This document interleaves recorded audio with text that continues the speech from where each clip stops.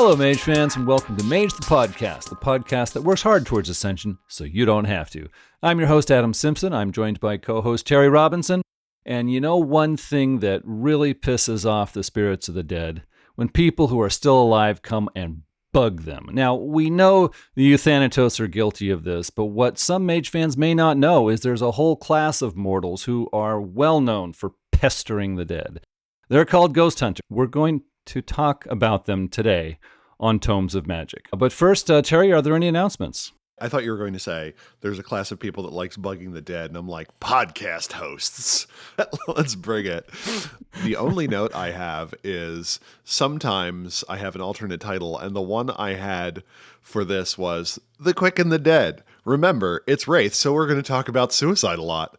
And The Quick and the Dead. You thought World of Darkness Ghost Hunters had any original content in it. Well, you're wrong. I exaggerate slightly. Just like when we read Infernalism Path of Screams, and I'm like, I thought all that new stuff from Book of the Fallen was new. It was not. It turns out a bunch of the stuff that I thought was new in World of Darkness Ghost Hunters was not. But I have no announcements, and I'm ready to kick things off.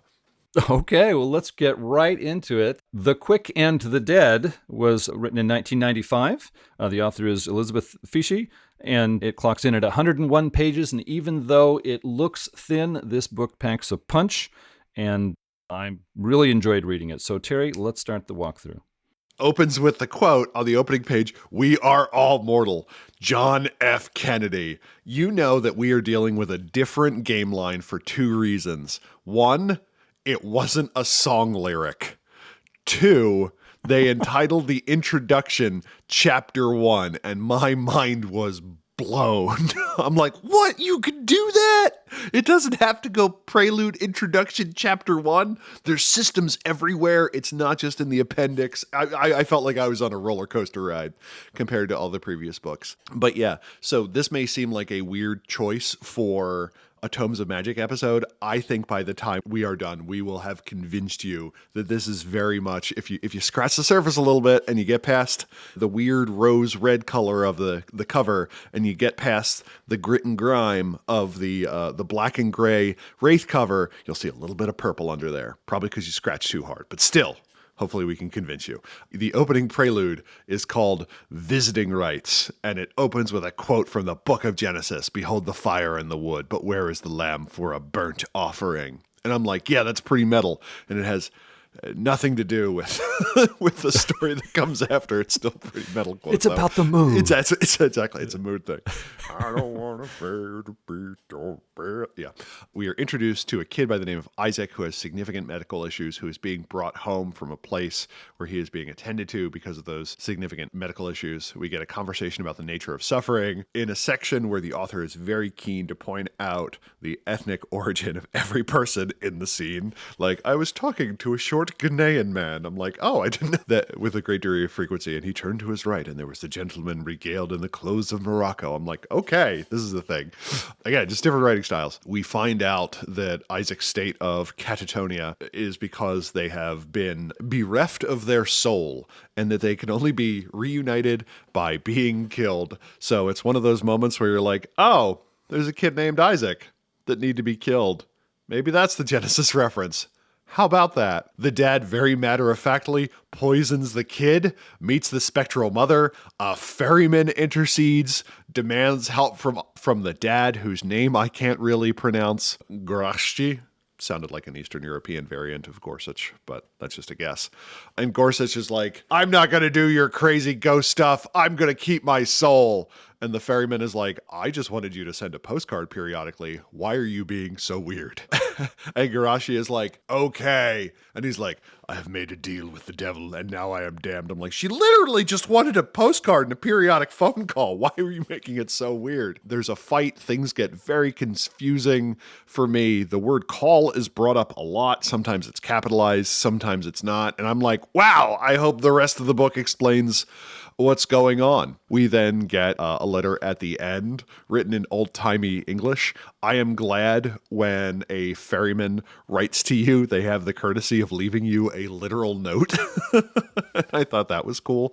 Again, this is 1995, so they were probably very excited that they got to use another font in their desktop publishing suite. And tilted slightly off to the side, it has that weird John Cobb art throughout. And after this fight, Garashi wakes up and goes, I have stuff to do. And I'm like, what just happened? So, Adam, were you able to make out more of what happened in the prelude?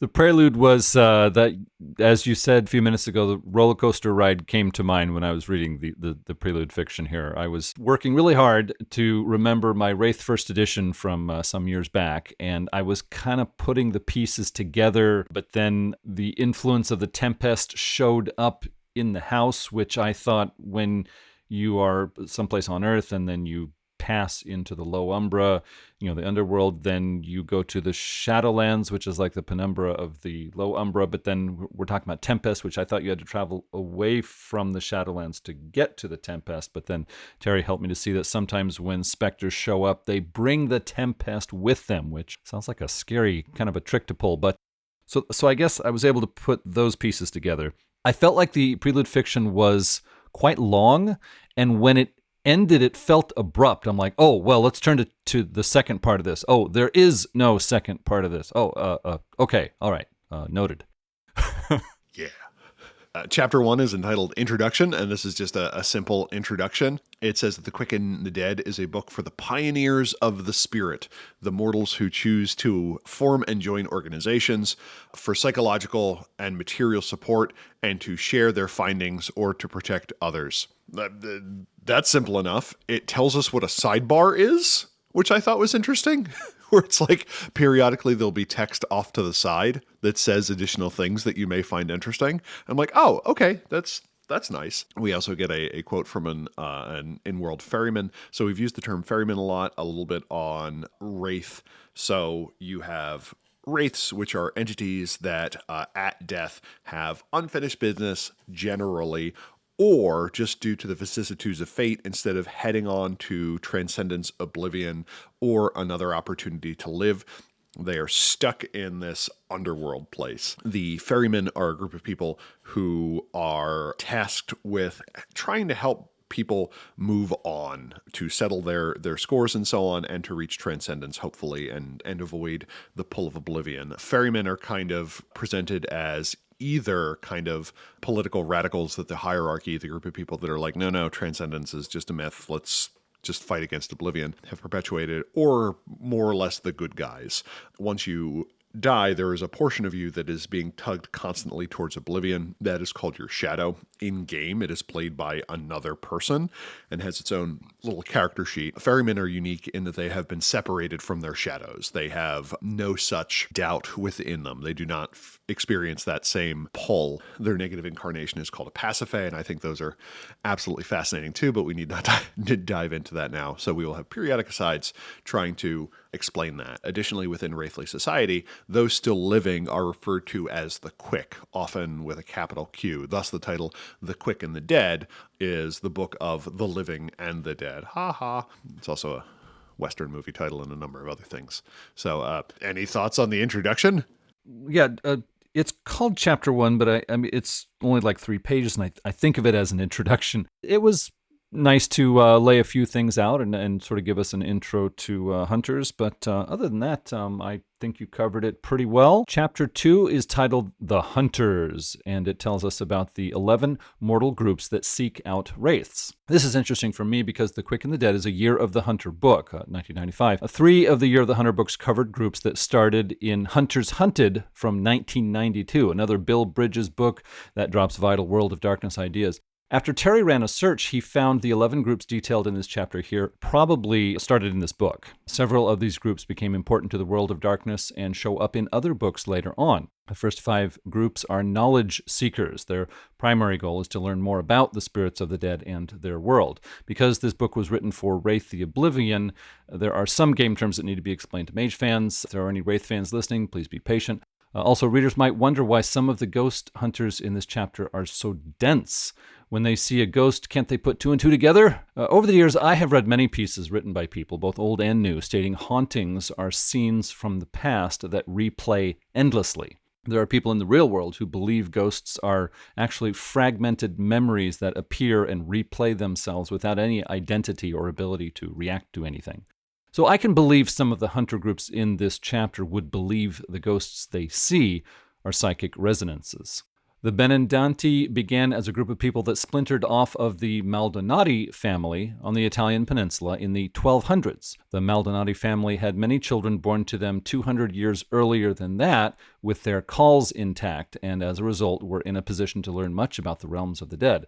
They used their knowledge of the dead to gain wealth and influence. They exerted such strict control over their apprentices that 15 decided to flee along with an old man who knew the Maldonati secrets. The Benandanti was the result.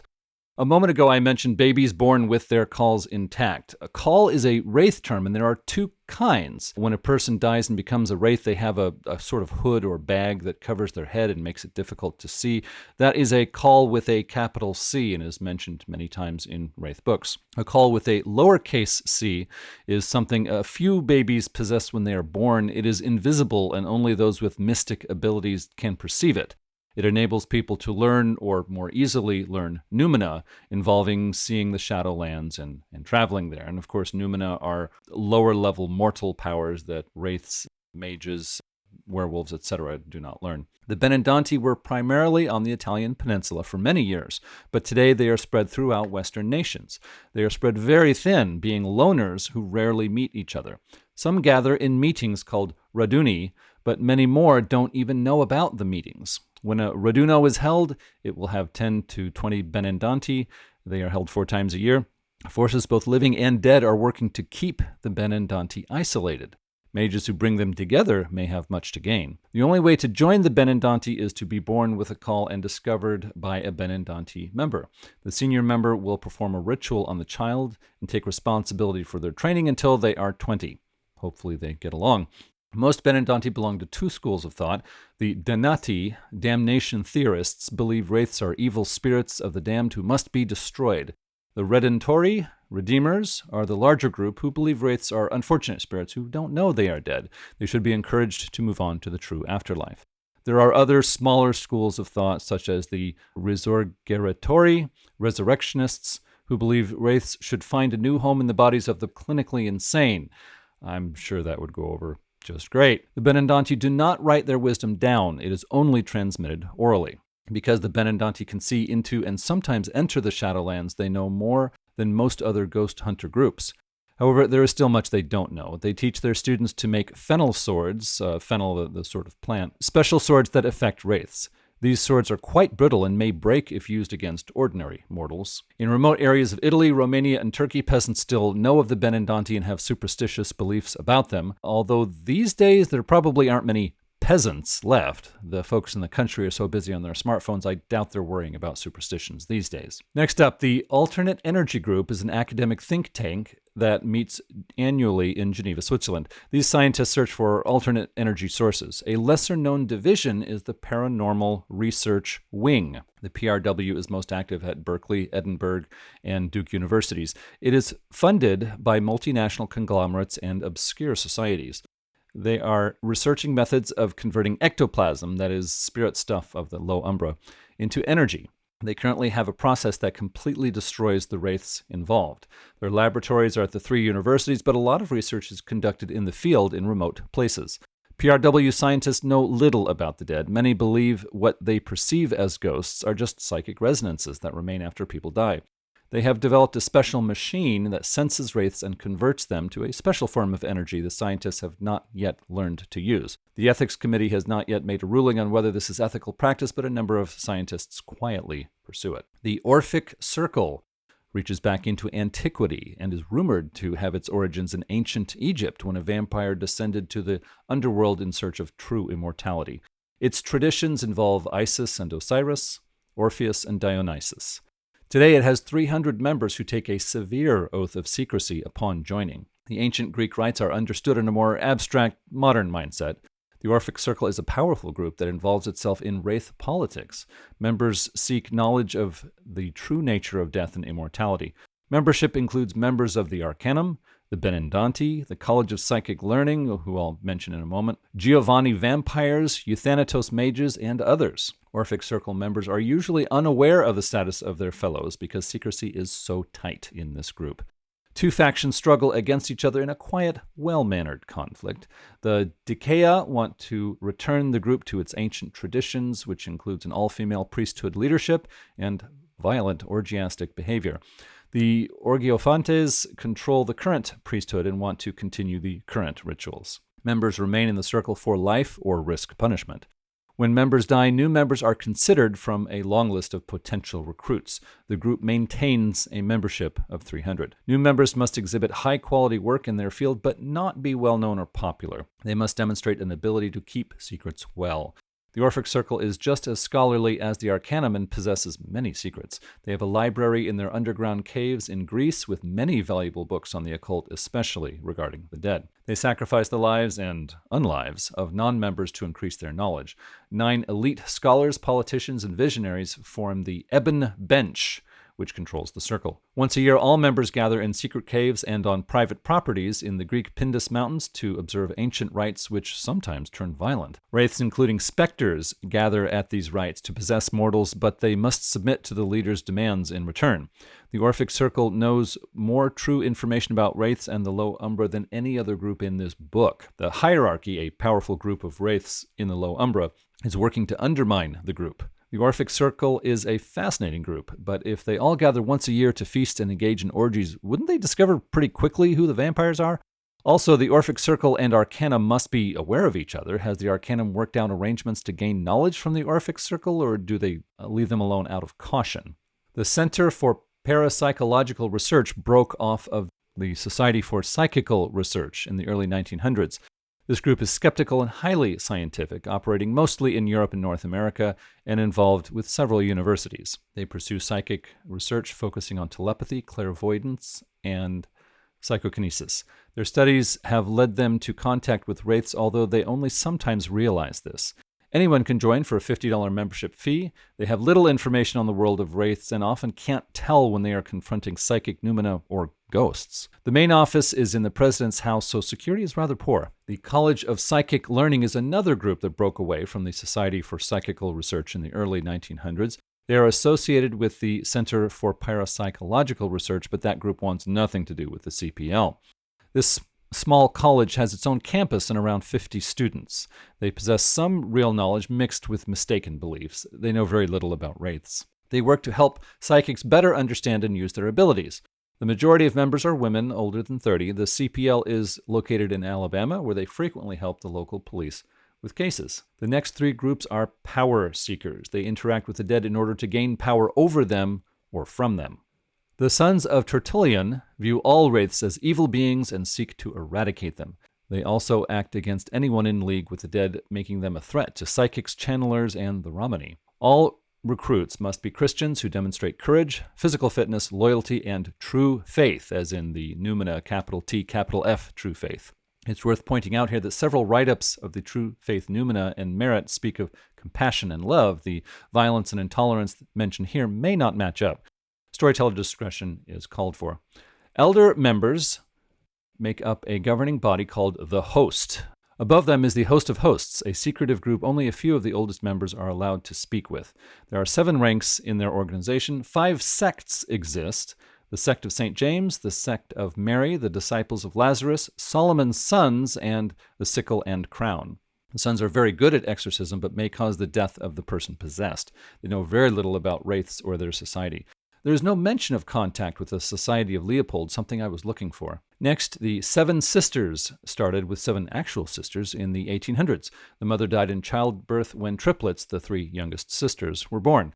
In time, the sisters could hear the voice of their departed mother. They learned to speak with her and then other ghosts. They became mediums and sold their services to clients of increasing wealth and importance as time went by. They used their influence to found the 7 Sisters Society in 1911. Today, the society is made up of mediums who are high society women who advise the wealthy and powerful by channeling wraiths. Potential applicants are tested by current members for channeling and prediction abilities, plus client and social skills. An executive council leads the group and pursues political power. Their headquarters is in the basement of a downtown library in Washington, D.C. The sisters believe wraiths want to help the living and generally believe everything they hear from them. The Daughters of Creusa started in Greece in 1740 when women channelers reacted to the sons of Tertullian killing their fellows. They vowed vengeance and developed their powers along with relationships with spirits of the dead. They eventually learned the sons of Tertullian were their enemy. They engaged them on rare occasions, and blood was spilled on both sides. By the mid-1800s, the daughters spread to other nations. Today, they are a support network of female mediums and psychics. They have a group of enforcers that work to protect potential victims both physically and legally. They maintain relations with wraiths for information and support. Only women can be members, and their application must be supported by a current member. Although their mission is good, their means of pursuing it are often ruthless. They try to frighten and warn their enemies before using actual violence on them. They can send wraiths to haunt them. The daughters can place a mark on a person that can be seen by all wraiths as an enticement to torment the person. The daughters know the difference between wraiths and specters and know what powers wraiths can use. However, they know very little about wraith society and politics. The final three groups are thrill seekers. They take great risks interfering with the restless dead, but the excitement that results is something they can't live without. The Wisteria Prophets began as a spiritist group in 1882, but today they are a thrill-seeking group of 9 middle-aged channelers. They meet on Sunday evenings at Littlemore, England. Although they have authentic Victorian spirit summonings that they perform for audiences, most members pursue more dangerous seances of their own in haunted places. They take big risks channeling specters. They know little about wraiths. Their only goal is the thrill of an exciting seance. The Blue Moons, spelled B-L-O-O, are a group of malicious thrill seekers who have learned how to trap wraiths and then summon specters and sometimes Malfians to destroy them. Some members of the game would like to stop the destruction, but they are playing along for now. Potential recruits must be tough and prove they have the supernatural ability to deal with ghosts. There are many forms of initiation, but are all unpleasant. The gang is rumored to have been started by a Benandanti. The Benandanti know of the gang and would like to shut it down. The gang enjoys tormenting Benandanti when they encounter them. They operate in San Jose, California. The Blue Moons can enter the Shadowlands, but they know so little about wraiths they don't even think they're intelligent. A bully named Fargo currently controls the gang through fear. If he lost his throne, there's no telling what a mage could do with this group of young people. The Pinball Wizards began in 1992 when 5 MIT computer science students held a seance and were contacted by the spirit of a murdered woman through a computer. With the help of an old professor who was secretly an Arcanum member, they learned how to trap wraiths who are using the Inhabit Arcanos. That's a wraith power. They redirect the wraiths into electronic devices which get energy from the wraith. The trapped wraiths eventually escape and may return one day for vengeance. They haven't recruited any new members yet, but would only consider people with the same skills and hobby as themselves. They know almost nothing about wraiths. As for my comments on this chapter, most of the write-ups refer to listings in Chapter 3 of rituals, powers, or tools that support the groups. This helps storytellers, and I wish I saw it more often in World of Darkness books. The Benandanti, Orphic Circle, and Sons of Tertullian are fascinating groups, and I'm glad they were added to the World of Darkness. The Pinball Wizards help fill out the ranks of the less powerful Techno-Wizard groups like the Thalhun and Star Council from the Sorcerer books. My complaint about their description was it only talked about trapping ghosts. Electricity spirits from the Middle Umbra and other Umbrud can possess machines. Can the Pinball Wizards trap them? Can the Pinball Wizards sense them? Most of the write-ups have a current project section with plot hooks for storytellers. I compliment the author for her good work here. Terry, what did you think of Chapter 2? Chapter 2 was fascinating. So as I was reading through it, I was keeping an eye on how does this feel? How is this aged? How would I use it in a mage game? The Benandanti section was interesting because the whole time I'm like, this all feels slightly racist, but I'm not sure. It was filtered throughout with Romani terms, and I double-checked a bunch of them to be like, and there would be a note that's like, considered offensive, considered not offensive, like indication of respect. I'm like, oh, that's kind of interesting. I like the idea of there being a wraithly group that started with a very large family, but I had the same problem with this section as I have with a vampire, where it's like, all the interesting things happened several centuries ago, and there's no way to engage with them. Moving on. And you're like, oh, okay, got it. The usage of the term caul I found confusing because you can have a called birth, which is where the amniotic sac emerges with the baby. That's roughly a 1 in 80,000 thing. And the way it was presented, I didn't know if they were talking about that natural phenomenon, which is referred to as birth and caul, or some metaphysical thing. When I checked with Wraith 20, it does not refer to the caul, lowercase c, as being supernatural. I think that may just be referring to that rare birth phenomenon, but they present it as being magical in this. So I don't know if they use it as magical in the same way that like, a child born with this particular thing is considered to be a good omen and is not necessarily magical unto itself or something like that. So I found that a little bit confusing. It kind of reminded me of the Merovingians or some of the hereditary verbena groups. I like the idea for Mage that there are parallel sorceress groups even Mage only know of lightly because maybe the caul grants them arcane or a subtle multi-generational entropy effect which destroys records. The dates for their getting together I kind of like because it gives you things to stick to a calendar if your mages are going to interact with this group and go, hey, we need to find this, and we don't know any of them, but we know they're going to be getting together here at this time. And suddenly you have mages trying to infiltrate this like Benedante event, and they're suddenly doused in the lore of the group, and they have to figure it out quickly. In this weird mix of South European, Italian, Romani practice.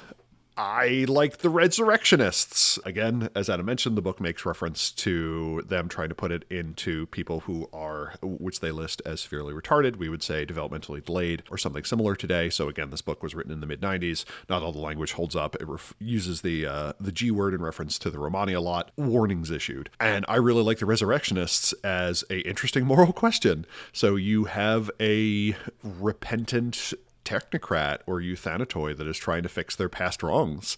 And the way they go about doing this is by shoving the ghosts of the dead into bodies they don't think are being used. Whew. That's one way to fix your oopsies. I really like the superstition and rumor sections. The Fennel Sword combines two things I hate, violence and fennel. I also like how it compares to Soul Steel in that it's like, how do you make your sword super strong? We add this weed to it. How do you make your sword super strong? I literally have to walk down to the Maw of Oblivion, fight off hundreds of specters, and pull ore from the Venus stairs.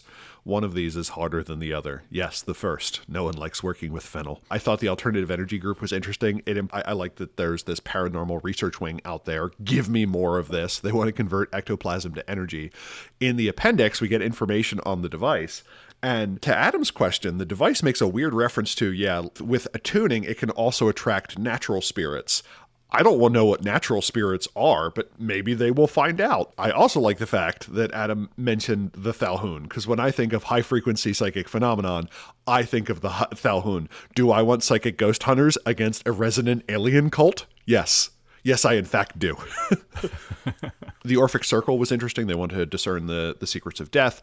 We get an alternate interpretation of them eventually, that they are partially responsible for or involved with Vormos's effect to poison the very notion of necromancy to bring down the Shroud. But that doesn't get revealed until literally Malcolm Shepard writes a LiveJournal article in the late 90s, early 2000s about it. It's shrouded with internal mystery, whereas in the Arcanum, everyone kind of has access to everyone else but is fighting for recognition. The Orphic Circle is kind of the opposite. You are jockeying for power and position, but who you are and what you know is not necessarily freely shared except about this particular topic. It is also weird that it is a group that wants to reach immortality and they already have vampires. So it's like, yes, what do we do? It's, does anyone have an idea of the secret of immortality? And one guy raises his hand and goes, I've been looking for it for 400 years and I still don't know how to reach it. You're like, okay, Steve, that's nice. Good luck. I do think it would be great for a single mummy to join the group and be like, I've won, bitches. just to kind of mock them. Like Osiris Ride or Die is written on the side of their Greek retreat. Oh, I know. Can you share it with the class? No, I can't. No, I can't. Shut up, Calibri. What was the European guy, Calibris or something like that? The one that had stolen partially Kabiri? Yeah. Shut up, Kabiris. We're tired of your stupid theories. The two factions, Adam picked up on it as well, and I loved it. Waging a well-mannered war. Give me more about well-mannered wars. I like the idea of there being a powerful mortal group that mages are kind of maneuvering in, especially if they get in and they take this oath and anyone with entropy 1 is like, oh, this has some bite to it. Oops. I like the idea that they have a splinter group that instead knows that all people will be consumed by oblivion and instead is trying to find great ideas to perpetuate memes or works of culture, and that's how they want to achieve immortality. I like the limited membership. This gave me an idea of what if the traditions recruited, and every year there was more or less like a draft, or you had to be picked to be able to make it into your tradition. I think that's an interesting way of doing it. They focus on money as the rituals they do are very expensive. I would have liked more information on why. Is it rare ingredients? Is it the fact that they need historical artifacts? Did it need to be in a particular place and those places are very expensive? I think that money as required is an interesting angle. It's also interesting that resources are not shared. And they say that very specifically, like, yes, this is a network that maybe you could draw favors from, but it's not like they have a library you can rent. I also like the idea in Mage that they have this once-a-year annual gathering where spirits are able to mingle with it. I think it would be interesting, likewise, that if there were either high or middle umbral groups for mages that periodically have the same thing where there is kind of a mass materialization or mass possession, and have the same thing for the high or the middle umbra. What would it be like if a whole bunch of accountants and auditors using the Bolton Mikado terms suddenly materialize? And this is the once a year period of time during the Grand Hermetic Ball where people get to talk to a praetor or members of the umbral hierarchy, or some of the spires are present in the material world, and you can ask them questions and share cheese and wine with them. The Center for Parapsychological Research. I want a mage grant writing agency that supports mortals doing interesting work that support their paradigms. I want traditions running departments at colleges, or having a weird online university, or even a YouTube channel that is just a front for their paradigm or notion of ascension. As a note, the Center for Parapsychological Research is listed as being in Moundville, Alabama, which at the time had a population of 1,300. Now it's over 3,000. Yeah. The Sons of Tertullian. Are they the flip side of the Templars? Sure. I think that's a cool relationship to have. They talk about actively studying hardening techniques to weed out compassion, because they will go to any lengths to form an exorcism. And you're like, oh! The ranks have cool names. At rank 6, you are the mind of Justinian. I don't know what that means. Do I think it sounds cool? Yes. The Seven Sisters are true mediums. I like that it specifically lists them as opening themselves up to puppetry, which is one of the arcanoi, which is the term in Wraith for like the power sets that you have. And this kind of reminded me of what if there were mage groups that reached out to people who had severe diseases or injuries as kind of a way to practice life and matter magic. And you weren't guaranteed the result you wanted, but at least it gave you a shot, and things didn't always go out well. I also wondered if there could be a high umbral analog of there being people that allow possessions for high and middle umbral spirits. The Daughters of Creusa oppose the Sons of Tertullian. I always like when they're mortal groups and they hate each other.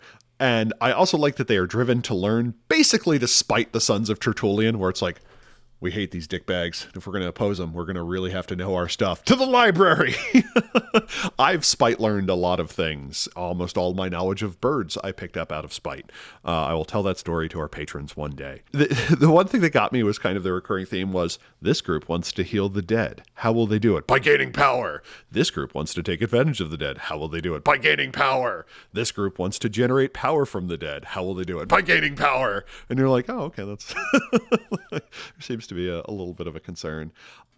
The blue moons I didn't get. I felt like at times there were paragraphs that this book was missing explaining things, because like at no point in the book that I noted do we get a section on how they get to the underworld, except for there's this one mention that they have the ability to perform ecstasis, which I thought was strictly tied to the Benandanti. And I think it was supposed to be implied that they were a group of rebel Benandanti, but I don't think that was too spelled out, but that's just me.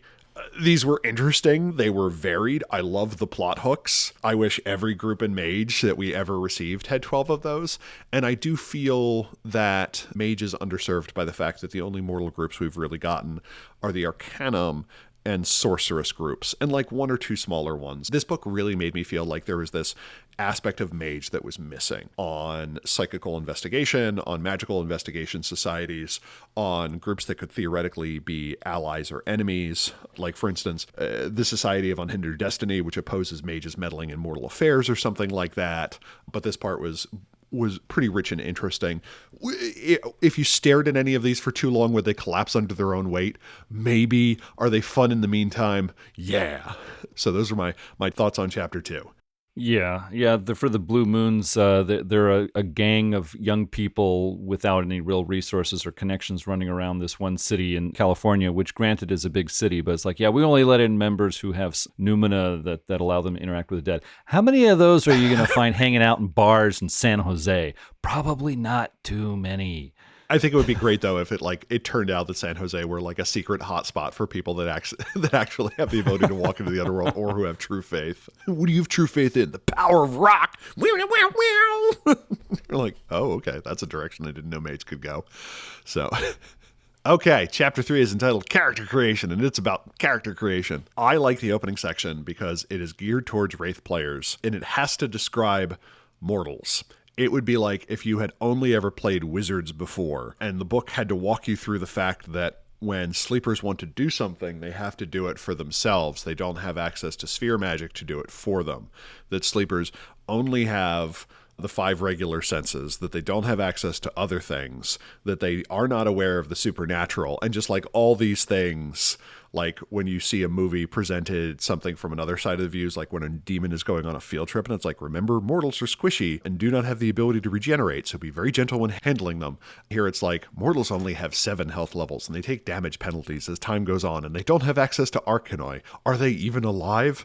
We get a bunch of additions to the sheet, like Motivation and Catalyst. Motivation is why you seek out the Restless Dead, and Catalyst is the event that caused you to become a ghost hunter in the first place. The spread for attributes is 6-4-3 instead of 7-5-3. The spread for abilities is 11-7-4 as opposed to 13-9-7.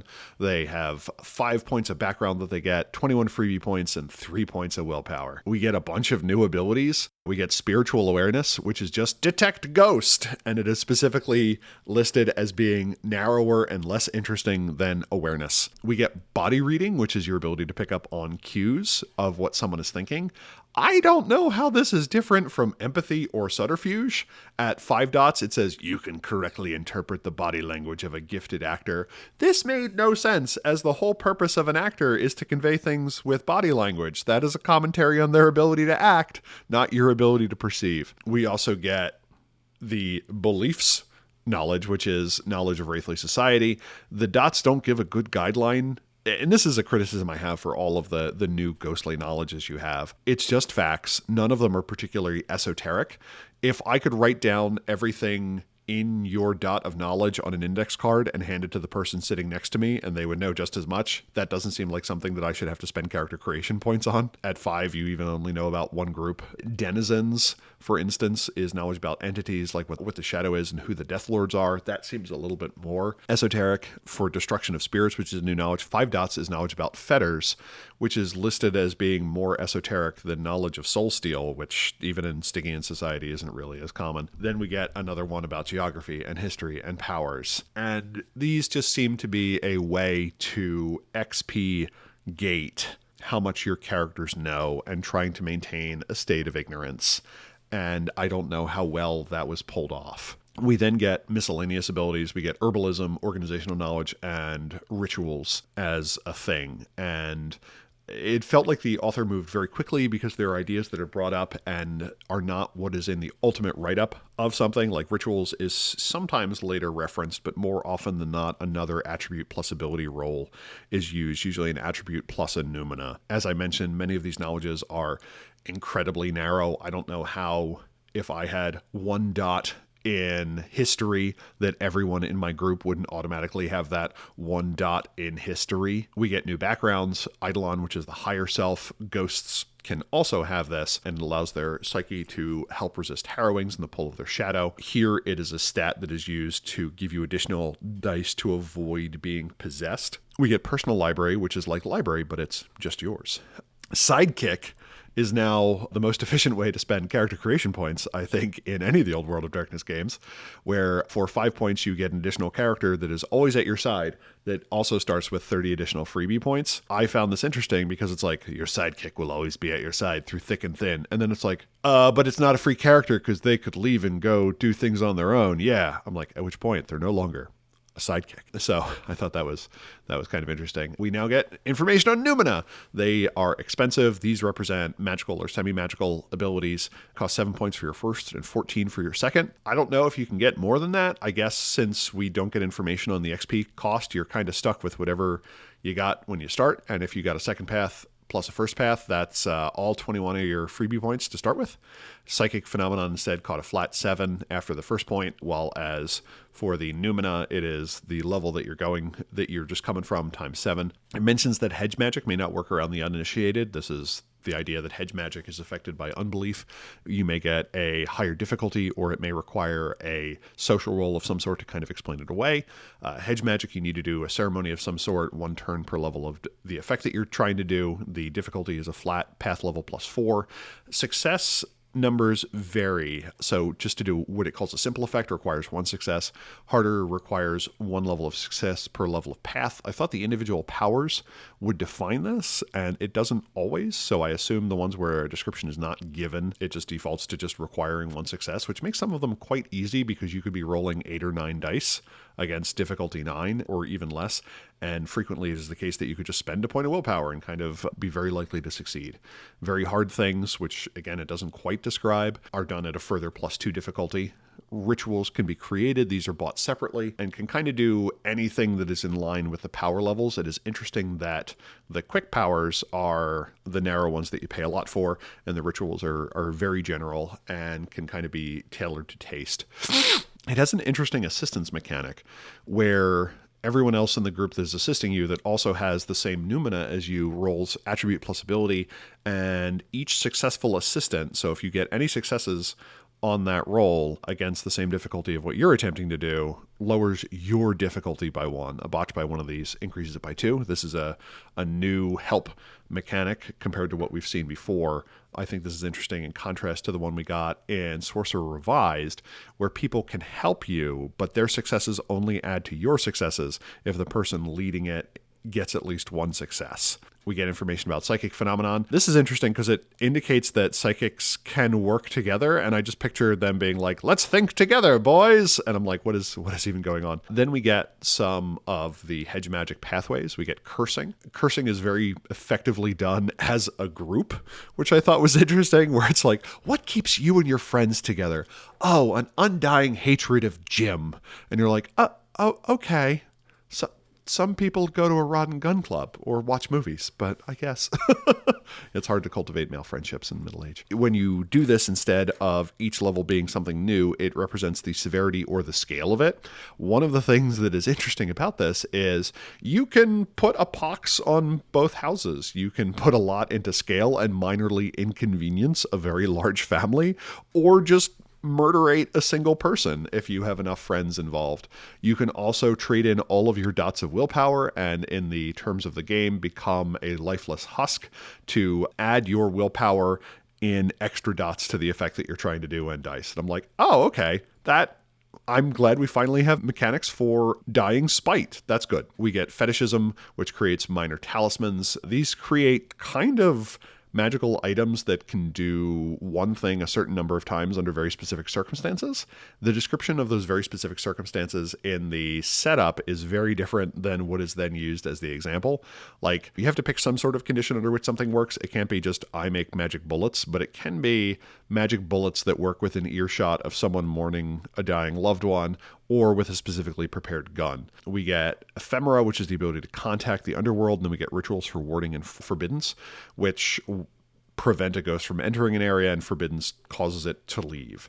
These are all powered by willpower. With increased expenditure, you increase the range and power of these. And then we get spirit control, which contains a lot of individual bits. And I wasn't sure if something was supposed to be represented as a ritual or not. It was kind of hard for me to follow. It mentions that you use ephemera to summon ghosts, but spirit control let you summon non-ghosts. And I'm like, that seems like a oddly named term then. But you pick a task, you pick an endpoint, you roll against it. There's a kind of a contest of wills, and you create a binding agreement. We also get psychic paths, clairvoyance. You see things. More dots lets you get more sensory information at greater distance. Telekinesis, more dots lets you lift bigger things at greater distance. Use your intelligence as your strength score. telepathy. You can poke into people's minds at greater and greater distances. Then we get True Faith, where each dot costs 7 freebie points, and it turns into a die of counter magic. Additionally, there are artifacts that require certain levels to wield, and these are kind of True Faith domain-specific things. It's interesting because ultimately on the character sheet, it has faith as a stat, and it kind of indicates that faith points can be spent, which I didn't really see in here. We also get a bunch of special rituals for each of the groups that have been outlined. Sons of Tertullian have a thing where you can temporarily lend people your attribute dots so they're prepared when they walk into hell. And appropriately, this ability is known as Descent into Hell. We also get Healing Touch, which is one of the least accurately named powers in the World of Darkness, in that you remove a part of someone's scalp, you turn it into a balm, which specifically has to be made with them watching, and as long as you maintain skin contact with them during an exorcism, you get bonus dice. This is pretty metal in terms of how it was described, and yeah, I don't want to be on the receiving end. It is also the case that you look at what the Sons of Tertullian do to exorcise someone, and then you learn about the Benedante swords, where if you poke someone with the fennel sword, the spirit just pops out. On the whole, it really seems like these two people should work together, and there'd be a lot less screaming in the World of Darkness, but that's just me. As we all know, cooperation is a sign that you're a bad guy in the World of Darkness.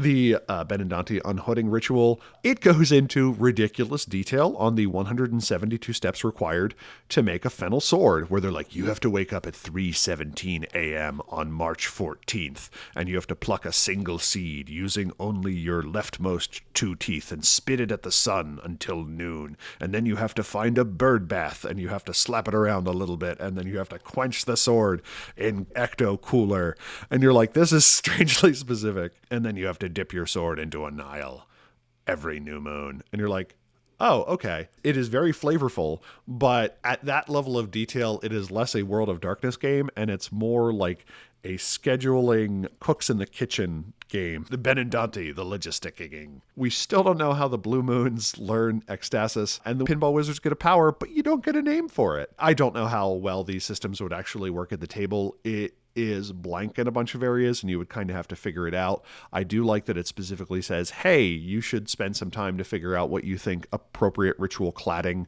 would be for these things. It says, yeah, this should be customized to what your group believes. There isn't a generic way that these rituals are done, but it needs to contain these elements. It was a little bit hard for me to keep track of, so this is one of those things where before I bought anything, I would want to go over with my storyteller, hey, let's make sure we're on the same page. Like the example is with fetishism.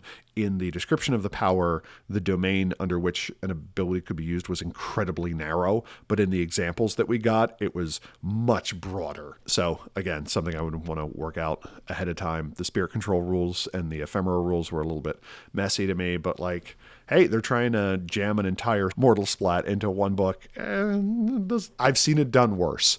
So Adam, what did you think about Chapter 3? Well, there was a lot going on in Chapter 3. They introduced this new skill of spiritual alertness, which is not alertness, and it is not awareness. It is a sort of limited awareness just for sensing spirits of the dead and nothing further. So quite specific, and it seems like it's only appropriate for games that have a lot of mortals and a lot of wraith interaction for those mortals. So yeah, storyteller's going to have to take a long, hard look at that before including it. As Terry said, the skill called body reading just doesn't seem useful to me. There are 7 knowledges that only apply to the world of Wraith the Oblivion. May not be useful for your games. Organization knowledge is for games with a heavy focus on secret organizations interacting with each other. A lot of skills here are very, very specifically tailored for a certain kind of a chronicle that you're going to run. So you need to think about them carefully before you just go opening them up to your players. The rituals listed here seem to require so much experience points that I would like to try them for 2 or 3 game sessions, that I might consider house ruling them. I like Terry's term XP gate. It's like, we don't want you doing too much of this or doing it too quickly, so we're going to put an experience point cost around it, like a sort of gate keeping you out. And yeah, I did get that sense reading through sections of this chapter. For backgrounds, the Eidolon, I think this is quite valuable for games that have mortal tier characters. It gives these mortal tier characters an ability to resist spirit possession, vampire dominate, mind sphere, stuff like that. It doesn't make them able to push around the supernaturals, but it enables them to sort of guard their mind against many supernatural powers. And so I like that dynamic. I would really consider using that in my own games. I like the mentor background as they have it here. When you take the mentor background, there's someone helping you out, and so you can have lower experience point costs when you increase your Numina, and I like that. It reminded me of the mentor background in the Mage first edition rulebook, where you can use it as a sort of experience point discount to increasing in spheres and things like that. The home base background is made to work with the headquarters section in chapter 5 of this book, so it's really quite specifically referring to something in a later chapter, so keep that in mind if you want to use this.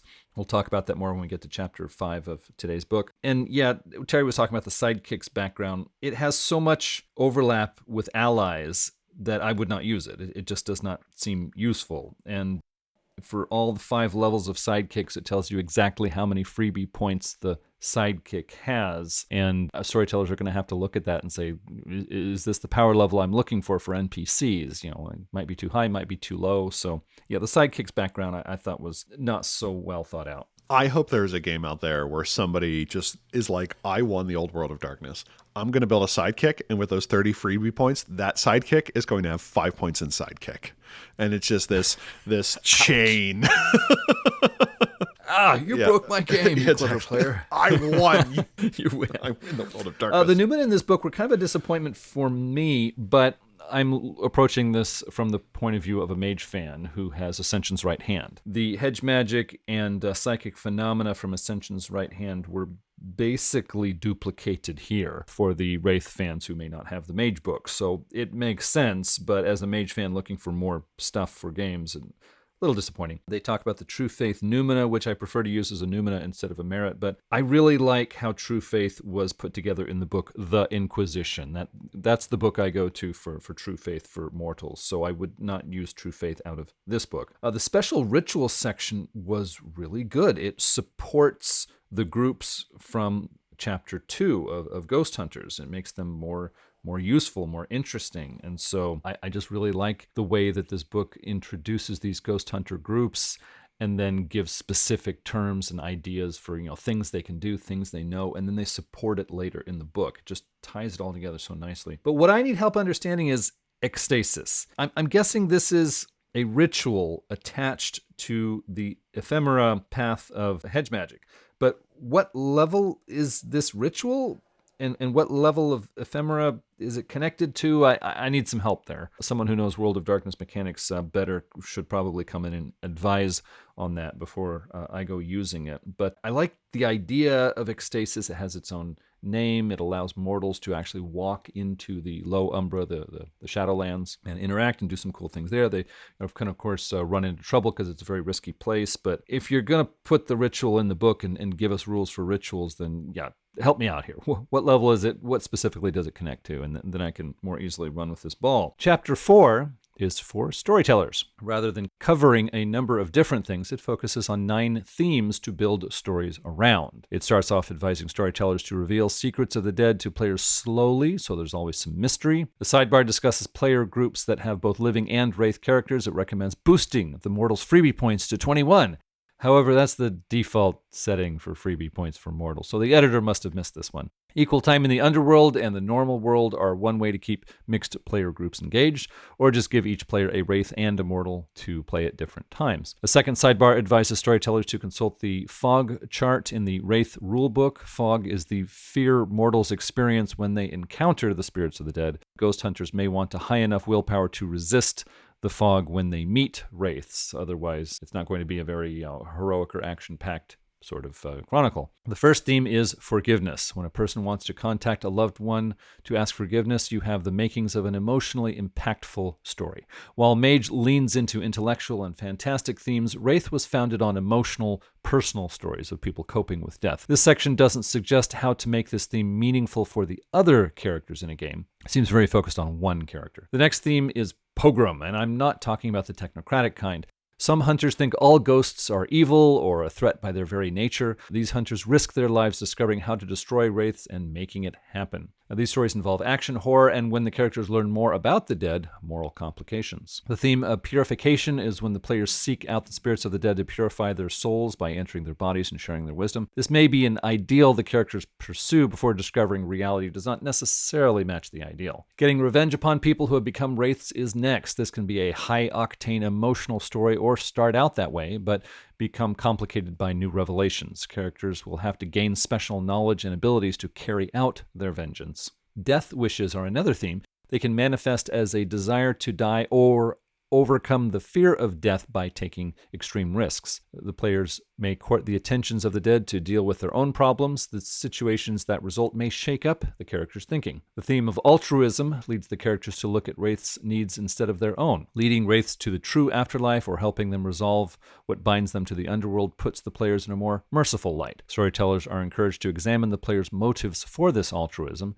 They may learn more about themselves than they want to. Fame stories are about going public with the truth about ghosts. Can the players convince the public? Can they handle the fame that comes with being in the media's eye? If the media or public were to turn on them, how do they pick up the pieces? Escape stories put the players on the defensive. They have to resist or escape wraiths that are moving against them. These stories involve more suspense than action and perhaps careful negotiation. It is suggested this theme be used as a change of pace from another theme. Being on the defensive all the time will wear players down. Finally, we have the theme of power. The players see an opportunity to use wraiths for their own ends or have to deal with the ruthless organization pursuing that goal. They may try to stop the exploitation of wraiths or the consequences of those foolish enough to attempt it. As for my thoughts on this chapter, the short fiction pieces that started each theme were not helpful. Cutting them out would give space to other content without losing anything. The theme write-ups remained general. Some specific ideas or ties to material in the previous 3 chapters would have been helpful and interesting. More specific examples to illustrate each theme would help the readers get ideas. This high-level, vague description of each theme did little for me. So, Terry, what are your thoughts on Chapter 4? I thought Chapter 4, like most storytelling chapters, was like, oh, okay, you're telling me a game about ghosts can be about somebody repenting for a thing that they did or killing ghosts. How about that? The fiction pieces were a little bit disappointing, especially in contrast to the earlier sections where we just got banger plot hooks.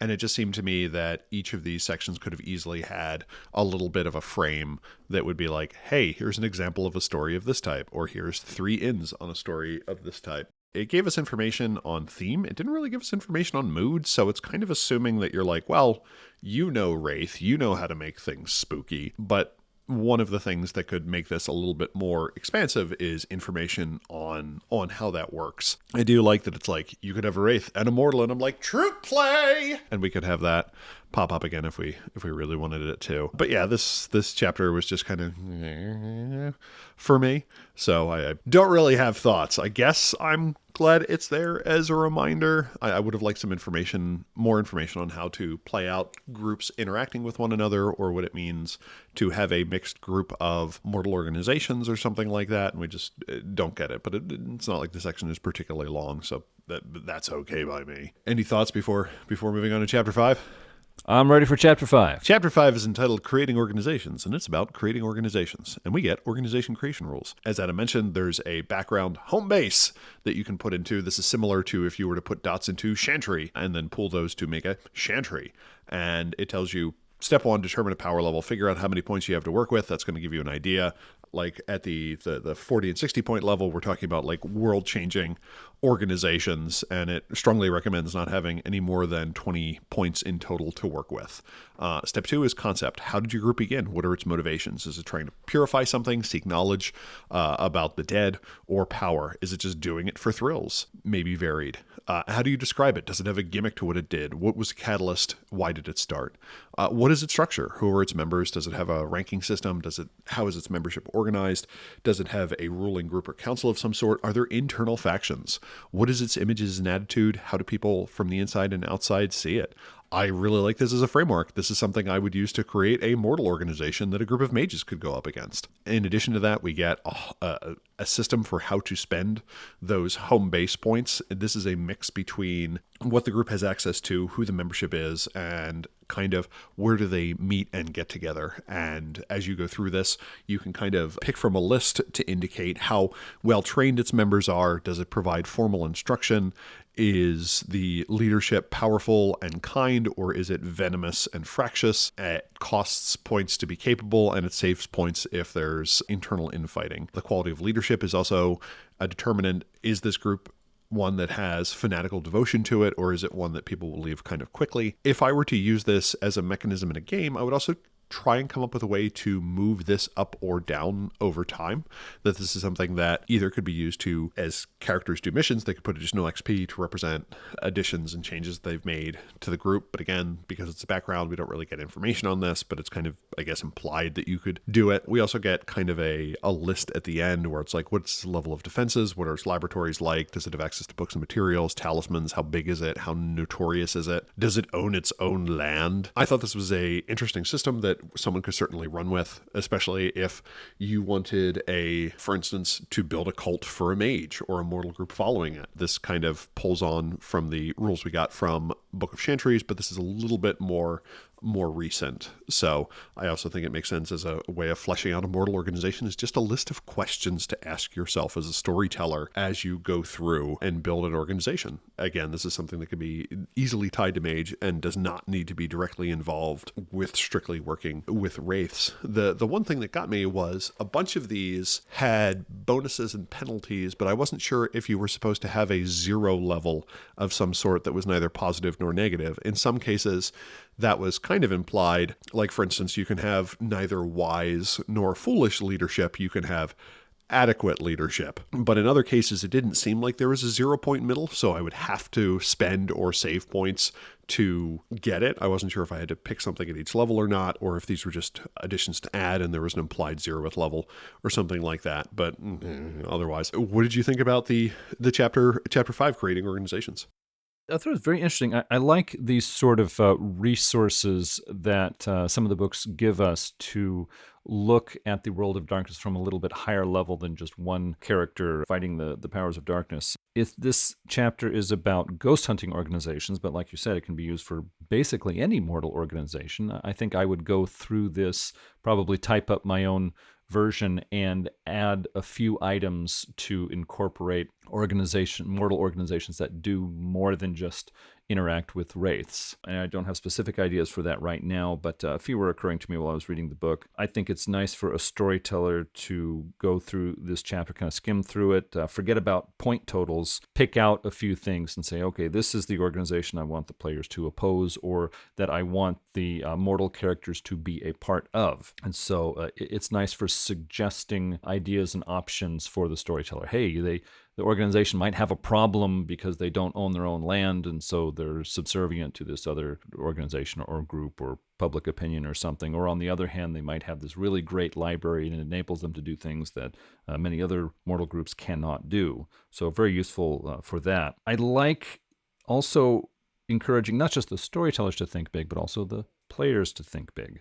Because if the players are the heads of a mortal level organization, then they are commanding NPCs in their organization to go out and do things. And you don't want players using the NPCs to solve the big problems for them. It's like you don't want them to take a back seat in the story that you're giving with your players. But if they send the NPCs out to do things that are not so important to the plot, then I think that makes for a very interesting sort of a game. I might even think of adding roll tables so that when you send the NPCs out to handle some problem at City Hall or some problem with gangs on the east side of town, you roll on the table, it's like, oh, they did well, they did poorly, one of them got killed, or they learned this new wild thing. And I think roll tables and NPCs handling things off camera can be a very interesting use of this material. I was disappointed in the section called Resources towards the end.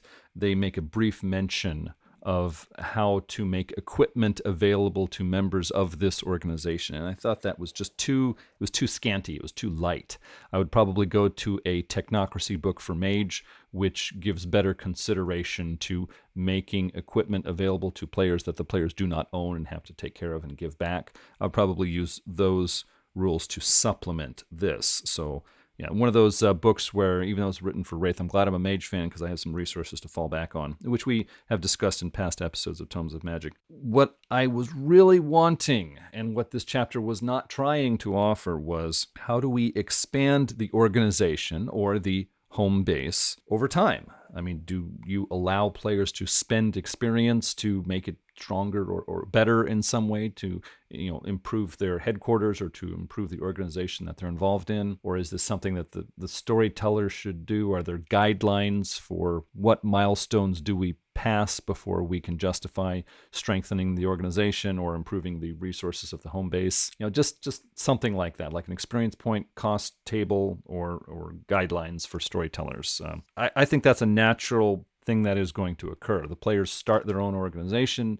It starts small. The players are, they understand that. But after a number of games, it's like, hey, I want to beef it up. I want to make it stronger. I want to take on bigger opponents, make more of a difference in the world of darkness that I'm playing in. Give them a way to do that, and you're going to motivate your players to think big. And then they're not just thinking of what are my players' goals. Instead, they're thinking of, how do I improve the city of Chicago? That I think that can lead to a lot of fun games. But I guess at this point, we're looking at the appendix. What was in there? The appendix is frequently considered to be useless, but modern medical science has learned that it's actually a reservoir for useful bacteria.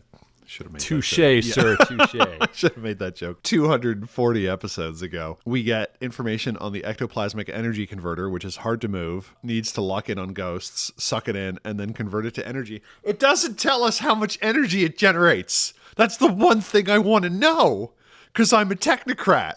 And I want to know, okay, yes, the ghost is destroyed. That's great. How long can I run my RV off of it? One thing I do remember from, I think it was chapter 2, saying that the organization running these machines does not yet know how to utilize this strange new energy they capture. So maybe that's why it's not given. Yeah.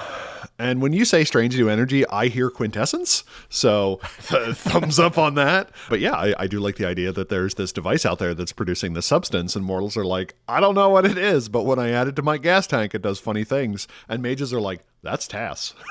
I'm going to get me some of that. It doesn't really seem too useful without that. That's also a case where I would have liked to have 4 or 5 ideas. The ECE is one of the only ways to recharge an item created with the fetishism noumena or something like that. It gives a system on how it sucks in spirits, and I like the fact that this device has a strength rating and it's rolled against the wraith's stamina, so it's literally sucking them in. This isn't like a metaphor. It's not going up against willpower or anything like that. Nope, you going in, boy. And it's the newer models of the machine have a strength of 2.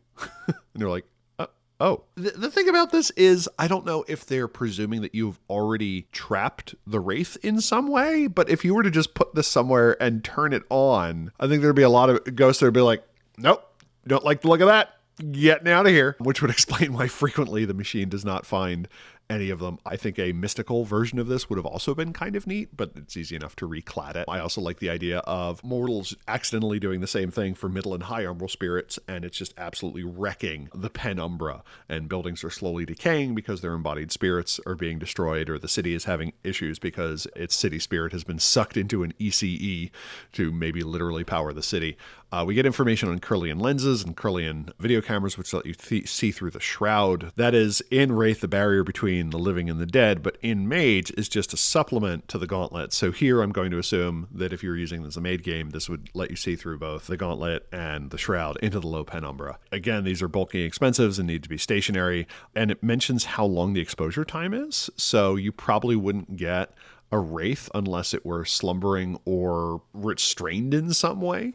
But I do think it's interesting in that if this were used in a large open area, you may see the tower of a necropolis, and that would be kind of what alerted you to the existence of the underworld. So necropoli are the cities of the dead that are formed generally around cities in the world of the living in the penumbra, and at their heart they contain a large citadel, which kind of represents the power of the hierarchy, which is the group of wraiths that just kind of want to keep wraithly society humming along and kind of maintain power. They try and teach the transcendence, the ability to resolve your problems and move on, is a myth, and they consider their primary goal kind of a mix of personal power, but also trying to stave off the pull of oblivion. And they operate these large cities in the underworld to kind of protect wraiths from periodic dark storms of oblivion that rage through, called maelstroms. But to me, that is the easiest thing that a Kirlian lens would capture. Like, yeah, we've got a few pictures of the ghost, but no matter where we look out the window, there's this massive dark tower in the distance. I wonder what that is. We get a few other items. We get the holy relics of the Sons of Tertullian and so on. We get information about the systems for the fennel swords of the Benandanti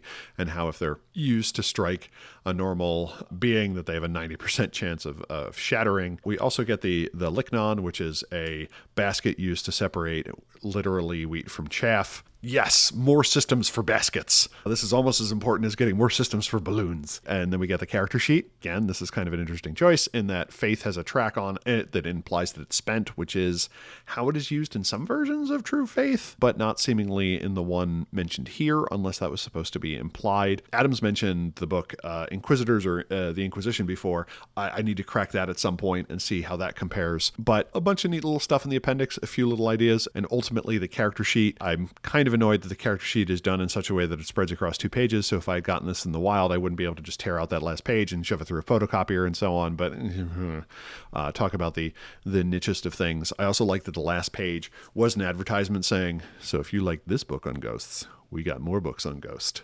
In the line, Ghost, the Ghosting. So I just like that it had kind of that promo for all the other books. I don't remember Mage getting too many of those, but it was a nice little reminder that's like, oh, Wraith had been humming along for a bit and had a bunch of book out there in the wild. Did you have any thoughts on the appendix? I thought the Hunter Talismans were great. Again, it supports the groups from Chapter 2. It's like all through this book, those great groups that we saw in Chapter 2 are supported. They are lengthened out to show how there's more going on there.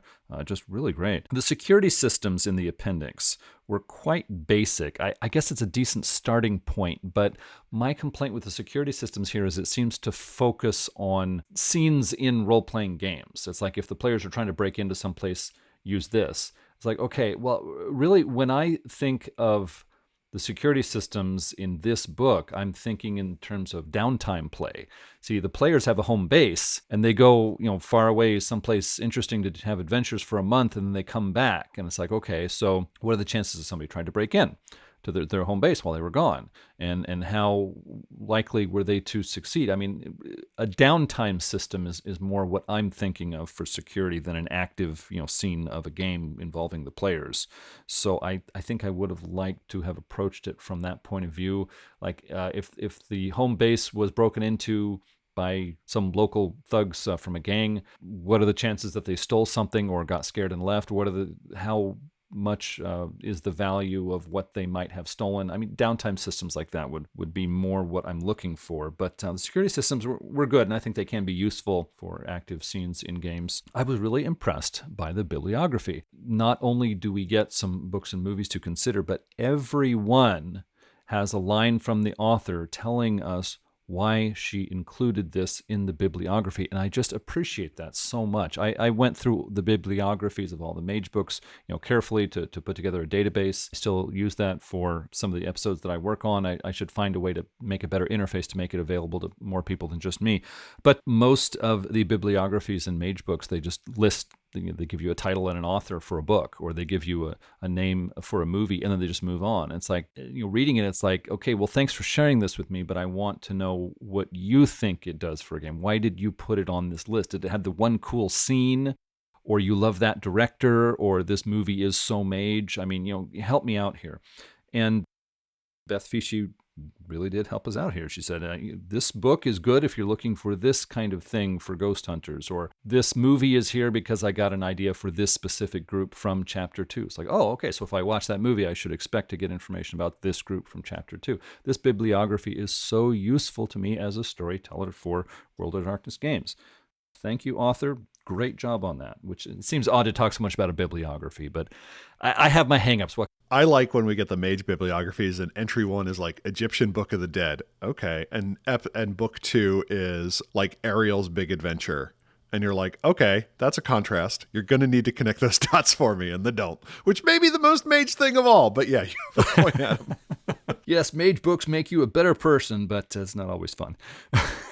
But so general thoughts on the book. Terry, what were some of your thoughts on the book as a whole? This book is just dripping with illustrations, and I loved it. It breaks up the page. It makes it easier to read. It's fun. It gives your eyes something else to focus on, as opposed to the more modern books where the art budgets were a little bit more constrained and were just full of crappy color images. This is a bit more evocative, which I appreciate. There were expanses where we got 7 illustrations in 10 pages, which was great. I feel like mortal groups in every other game line are more interesting than what we get in Mage. We don't get information on mortals investigating mages, really. We get like 2 characters in Gods and Monsters who dislike mages.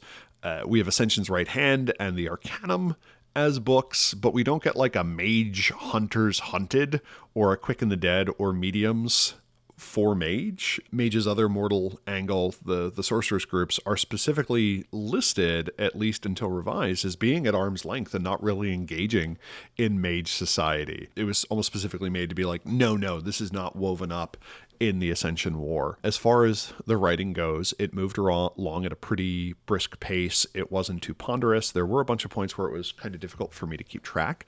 I think the system sections were kind of messy. For instance, it would sometimes say if this roll succeeds and it didn't give a difficulty, or it would talk about the number of successes when that subsystem was indicated as not really caring about the number of successes. So again, this may just be an artifact of a book that had to go out the door real fast. The early sections in the book make reference to later sections, require knowledge of later sections of the book without an indication that you will find out what it means. So for me, as someone who is somewhat familiar with Wraith, but hasn't played a terrible amount, I was like, wait, is this just a Wraith term that I should know? And then it would come along later in the book. And that to me is just kind of poor organization. The introductory fiction was kind of long and not highly elucidative of what the group was going to be. I would have liked more information, especially from the Wraith side, of what they thought of mortal groups. Like, is it the case that the Pardoners have a particular affection for the Sons of Tertullian or something like that, or how the hierarchy uses ghost hunters against heretics and renegades, which are kind of 2 other political factions within the game. And I think that would have really made it more alive, especially for a group that had familiarity with Wraith. Some recommendations on how to change the Wraith setting so that players that had extensive knowledge of ghosts in the underworld already wouldn't come in and be ruined by the fact that they kind of already knew things. I find that frequently to be the case with World of Darkness groups that then want to play like a mortal faction. Like, how do you roleplay ignorance? I think is a skill. But otherwise, I think this is a perfectly cromulent pick for Tomes of Magic, and gives you a lot of information, especially if you want to have a mage group plumbing the underworld. They would be more capable, certainly, than mortals would be, but characters without high-level spirit are going to be kind of in the same position. They're going to be dealing with half-known things. We don't really have any groups in Mage, except for revised hollow ones that have extensive interaction with wraithly ghosts. I think this is perfectly valid. What did you think about the book overall, Adam? I thought it was great. What appealed to me was this sort of, when I was reading the very early first edition Mage books, I got this impression that mages were powerful, subtle sorts of figures, and that their fellowships, the traditions, conventions, they really hide in the background. And so it sort of suggests the idea that they must be, secretly reaching out to groups of non-mages, of ordinary people, and sort of pushing them around and manipulating them. But then we don't get a lot of those mortal groups other than maybe real world political levels. And so I like the idea that in this book we get some mortal groups that they don't know about mages, but they do know about certain supernatural things, and so they're pursuing their goals. And so mages can kind of reach out and maybe infiltrate the group, or send one of their acolytes in there to push the group in a certain direction. So like the Benandanti, a mage could start bringing the Benandanti together, saying, hey, let's get more than 20 people at these meetups, and let's let you know each other. And you're going to owe something to me. So I've got this excellent network of people who can really have some supernatural muscle compared to regular, normal people. Or like the Blue Moons. It's like, okay, let's knock over the gang leader. Now I've got a group of young people without much direction or initiative, and they've got supernatural powers, and they've got some muscle and some daring.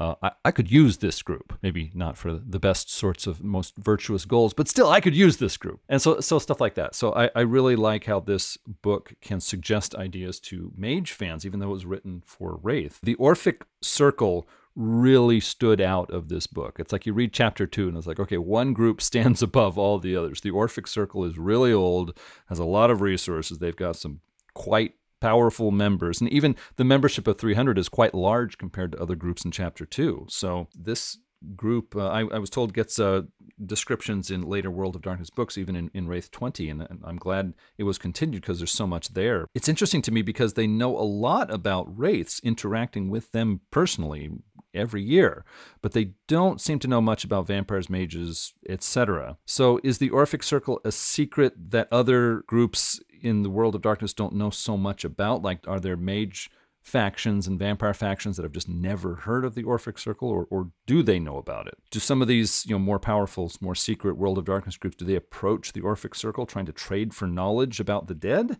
which is the Orphic Circle's specialty? I would portray the Orphic Circle as fanatics who demand too much in trade for their knowledge. In this way, they don't exchange secrets with other supernatural groups very often at all. I would say several factions are keeping an eye on the Orphic Circle, but don't really know its secrets. Shouldn't this book have had a merit for you have a call, like call with a lowercase c? Because when I was reading through some of the later chapters with information on systems, they keep mentioning how these mortals have a call, and that's how they're able to make a fennel sword or enter ecstasis or something like this. And it's like, well, during character creation, having a call seems to give you a benefit, but there's no merit for it. There's no power to buy for it. So how do you stop every single player in your group from saying, oh yeah, I got a call. Yeah, I got one too. Oh, I got two of them. It's like, I think some systems would help with this. Terry did note some difficulties the book had with organization. I agree, but the writing was good. The writing was good. It had good ideas. It stuck to the point. I didn't feel like I was wading through too much junk that wasn't helping me. It's like when it wants to describe something or give me an idea, it does it succinctly and moves on. So I thought the book was focused, and I certainly appreciated that. It's only 101 pages, but it packs a punch. The author knew what to do with those 101 pages. More than once, the book mentions people setting up the ideal position for themselves as when they become wraiths in the underworld. But how would a person do that? There's no examples. I mean, what does someone in the Orphic Circle actually do to make their wraith existence be so much better than other wraiths? I was wondering about that. In the storyteller chapter, they mentioned, this group might be wanting to, manipulate people so that they set up a great wraith existence for themselves. I'm like, how? Who is trying to do that? How do they do that? Examples would help so much. And I think interacting with ghost hunters is easier for mages than interacting with wraiths themselves.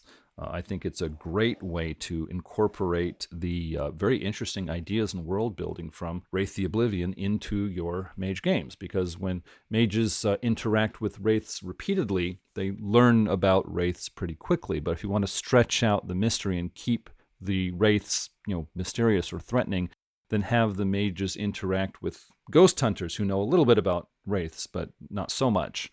And so in that way, the wraiths can be more mysterious, more in the background, but you're still using all that great material from Wraith the Oblivion because the wraiths have been influencing the ghost hunter groups.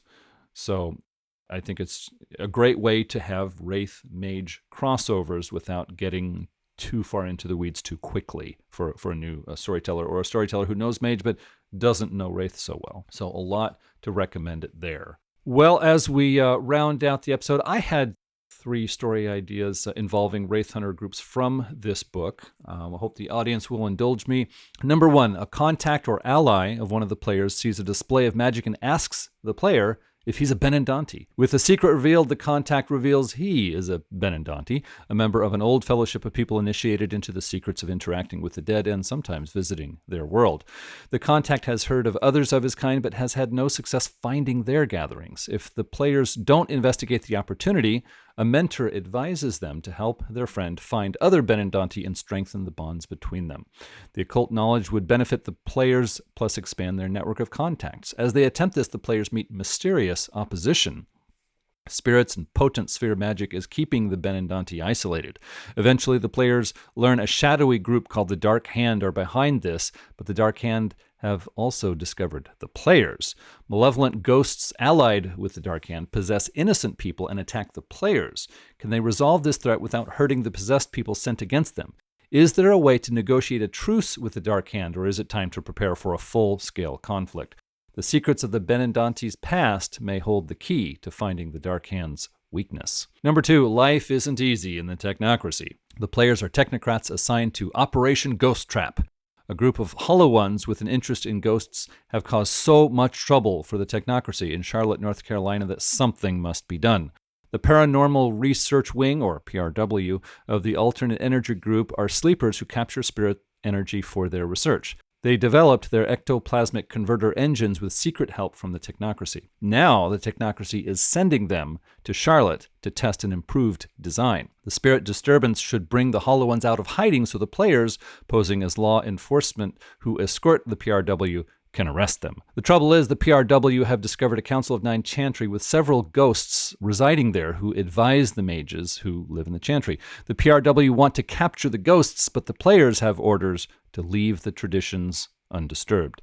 Can they manage the gung-ho PRW scientists, avoid the tradition mages, and catch the Hollow Ones, all while keeping the affair out of the media?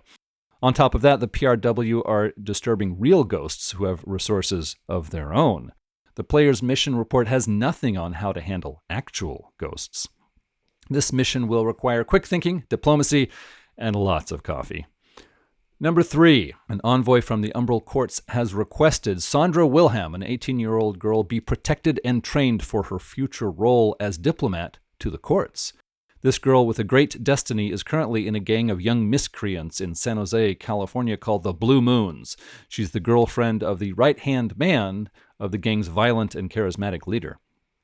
Recently awakened, she has learned on her own to see spirits of the dead and the Shadowlands with an acuity other mages would envy. The players are asked to bring the girl to the Council of Nine, but not by force. Persuasion will be difficult as Sandra believes the Blue Moons are her only real friends and fears her spirit sight will get her in trouble if she leaves them. The Blue Moons are using a rare ability to enter the Shadowlands, the penumbra of the Low Umbra, to trap neophyte wraiths and attract predators to destroy them. This cruel game has enabled them to develop the ability to push other people into the Shadowlands where the living are very vulnerable. The players will have to learn how to avoid this strange attack or cope with the Shadowlands quickly as they try to win Sandra's trust. Defeating the gang in a fight is tempting but might make Sandra flee. Subtle use of magic is the order of the day as vulgar displays will make the Blue Moon's members talk. The gang's leader claims powerful people on the other side are supporting his destruction of wraiths. Is this just bravado, or are the players up against more than gang members? Well, those were my 3 ideas. Hopefully those will spark ideas of your own. Terry, were there any quotes that really grabbed your attention in this book? Yeah, I thought it got real wraith right out the door where it said, unfortunately, stories about these huge parties getting violently out of hand on occasion are all too true. The legends of the Maenads running naked through the woods, castrating males, killing infants, and causing all other manners of bloodshed attest to the thoughtless brutality that may occur in the wake of such unfettered behavior. So consider that before you join the Orphic Circle. But sounds like a real fun time for certain cultists. Additionally, I did like the line later where it says, curses do not force events to happen or rearrange the laws of nature, although some occult scholars believe that true mages, if indeed they do exist, would be capable of doing so. And I'm like, my boys! So, let's hear it for mages. Yeah, it's like, hold my beer. So what are we reading next, Adam? I'm not sure. I'm going to have to think things over. I really am interested in The Inquisition, but it just seems like more of a vampire book than a mage book, but it just appeals to me so much. Maybe the listeners can let us know on our Discord or send in an email and let us know if we should tackle that book next, or is that best left for the vampire experts? Yeah. Well, if you have something to say, please contact us at magethepodcast@gmail.com with your questions, comments, or feedback. Subscribe to Mage the Podcast on iTunes, Google Play, TuneIn, and other aggregators. If you like the show, others might like it too. And if you leave a review of Mage the Podcast, it makes us more visible in their searches. You can follow us on Twitter at Mage the Podcast. We're also on the web at magethepodcast.com. You can listen to past episodes there and see the complete show notes. We have a YouTube channel now where you can find our episodes. There's a link in the show notes. Just search for us there with Mage the Podcast and you're going to find us. We're also on Mastodon. There is a link in the show notes. This episode was assisted greatly by our executive producers, who we certainly appreciate. Terry, can you share their names? I will. Oracle Sean Gallagher, Oracle Ben Bendelow, Oracle Buck Gregory, Oracle Christopher Phillips, Oracle Guy Stewart, Oracle Joshua Hillerup, Oracle Puka G, Oracle Jay Widener, Oracle McCarroll, Oracle The Crew of Erebus, Archmaster Andrew Edelstein, Archmaster Brad the Blue, Archmaster Dan Svensson, Archmaster Derek Semsek, Archmaster Leroy Bryce, Archmaster Morgan Aran, Archmaster Nathan Weaver, as well as Alex, Alexia, Ambiversion, Andrews S., Anon, Badurfi, Berto, Blaze Hibbert, Blake Ryan, Brandon, Bryce Perry, Bubba the Pale One, Chris Blake, Sinshotis, Daniel Cuppen, Daniel Scribner, Darren Hennessy, David Roy, Dennis Osborne, Eli Levenger, Eric Schwenk, Franger Rock, George Laura, Henry Kraft, Ia Bull, Jason Kennedy, Jason Vines, Jason W. Breaks, Jay Gatsby, Jeff Bryn, Jenna F., John Magnuson, Julian Andes, Lawson Stuff, Joshua Heath, Kathleen Halperin, Chris Kinner, Leslie Weatherstone, Matthew Poyle, Michael Creedle, Michael Parker, Nathan Weaver, Nabero, Neil Patterson, Nikita Klamanoff, Oliver Schindler, Patrick McNamara, Patrick Mulder, Rachel Grace, Richard Bat Brewster, Robart the Robot, Rubem Joseph, Ryan Stray, Rob H., Ryan Kennedy, Samuel Tobin, Starfish, Stephen Carton, Thrice Great, Vincent Hamilton, Walter, William Connolly, and William Martin. Thank you so much for your support. Yes, we certainly do appreciate it. If you would like to become an executive producer for Mage the Podcast, it would help us keep producing episodes like this one. You would also become a part of our own council to discuss upcoming projects. The link in the show notes will get you started. Well, thanks everyone for listening. Until next time, truth until paradox, baby. Remember, if you're going to go into the underworld, it better be because you have been cultivating your call since birth to figure out how to navigate the lands of the underworld, or because you're a jackass on a dirt bike in San Jose. Bye.